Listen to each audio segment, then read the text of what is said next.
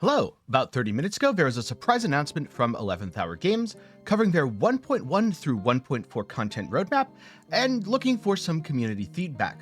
So, I'm going to get into things, break down the roadmap here, give some of my thoughts, and then go into more detail about the community feedback. First up, I have to say that I'm slightly surprised, because I wasn't expecting this on a random day. Then again, yesterday I wasn't expecting Hades 2 to drop. So to keep up with all the gaming news and highlights, be sure to get subscribed, leave a like while you're down there. First up, the content roadmap, which is subject to change, of course. Patch 1.1, Harbingers and Pinnacle Boss. Now, I don't know what Harbingers are.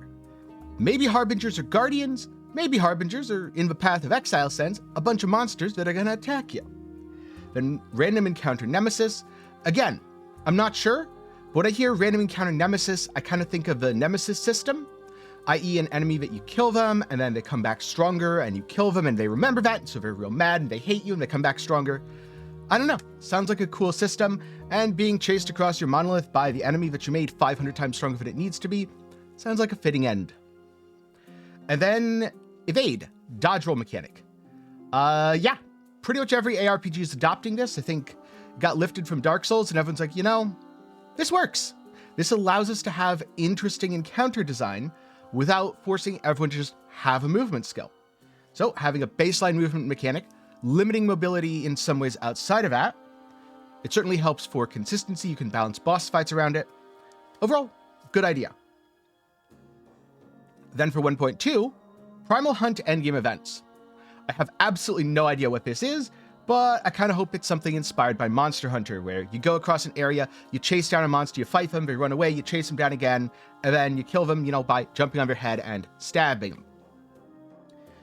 Last part's probably not going to happen. I don't think they're going to add an entire, parkour on monsters physics system to the game, as cool as that would be. Then you've got the Ancient Era story chapter, which, personally, I'm not very excited for, because I don't think that Last Epoch does a good job in presenting its story. In making the game to be something that you play through to get to endgame and grind monos, a lot of the value of the storytelling is lost. For a game that does a much better job of presenting its story, I recommend either, if you want episodic stuff, Hades 2 that just came out into early access, or No Rest for the Wicked, which is more of a playthrough experience of the story, then do optional endgame activities after. I'll link to some videos for both of those up in the card and down below. You can watch them after this. And then Primordial Uniques, which, what's a Primordial Unique? Is this like a Primal Ancient where you get extra stats, or is this a series of items with their own unique effects? Kind of hoping for the second one rather than the first. Then for 1.3, we've got the Monolith of Fate expansion. And this is where I have just a little bit of bad news, because I feel like right now, one of the things holding Last Epoch back as a game, especially when it comes to replayability, is the Monolith of Fate, so I'd really rather that be a priority. That said, these things take time, and so I'm curious. Do you think you're going to be playing Last Epoch for 1.1 based on what you see, or are you going to be waiting for the 1.3 Monolith of Fate expansion? Let me know down below. Then unique false echoes, not sure what that is, and new procedural side zones. In short, a little more variety, which is a good idea. Then last up for 1.4, the part that I am personally most excited for. Introducing skill sigils. What's a skill sigil? I want to know. Come on, tell me. The skill customization in Last Epoch is one of the game's best features, so anything that adds more depth to that, I'm 100% down for, and very excited to see where that goes and what it means. New endgame bosses, whether or not that's good, depends on how the bosses in 1.1 go. Sometimes fights hit, sometimes fights don't. And then transmog and die system, which is pretty cool. I don't think you need transmog in every game. I don't think it fits in most games, but if you're gonna sell cosmetics, I think it's a really good idea to provide people a free transmog option. So, because Last Epoch does sell cosmetics, it's not like you say, oh, that person's wearing the Avenging Guardian set, they must have done this really cool thing. It's, well, they're wearing the, I bought this in the shop set.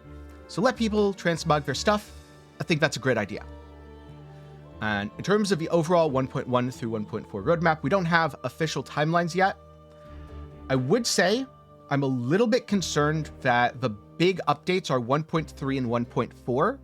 And for a lot of people, at least a lot of people I've talked to in the past within my own community, it feels like 1.1 and 1.2 might not offer enough content, especially because there were concerns about the Pinnacle boss where if you can just load up an offline and give yourself infinite fake gear, what does it matter? That's where we get to the second part of this, where they want some feedback from the player base, which is the Pinnacle content release timing poll. I will link to this poll down below. You should absolutely go vote on it if you have any strong feelings. In short, they want to know, should they be rolling things out as soon as the content comes out for everyone? Or should it roll out on the online server-based areas first and then go to offline after that? In short, existing characters get moved to Legacy. New cycle characters, this is always a pretty standard thing, that it's a even playing field and an economy reset. The playing field isn't necessarily even. If I've played the game for 1,000 hours and you've played the game for 0 hours, I will progress faster than you. But it is at least uneven in a meritocratic way. I have played the game more, I've invested into learning it, therefore I have an advantage, not, I paid $50, so I have an advantage. And then there's the cycle leaderboards, which unfortunately, because of bugs, were kind of a joke. Hopefully they do a better job of that in the future, where they're much stricter about removing bugged rankings. Though I also don't think cycle leaderboards are particularly important to the player base right now. That said, I do think the idea of bringing a boss to cycle first, letting people fight it, is good. I could absolutely see it also coming to online Legacy. Does that mean people will kill it really quickly? Yeah. But people do that in Diablo 4, and people do that in Path of Exile, and people do that in all the other ARPGs. What you don't see in all the other ARPGs is if a fight is genuinely challenging, people just creating items that let them beat it, like, oh, this gives me plus 5,000 health.